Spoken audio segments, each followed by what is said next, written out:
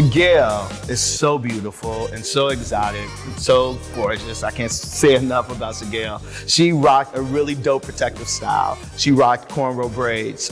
We started off with prepping her hair for her braid down with our hydrating shampoo, and then we followed up with our conditioning mask to make sure that she was gonna have tons of added moisture to her hair while it was braided.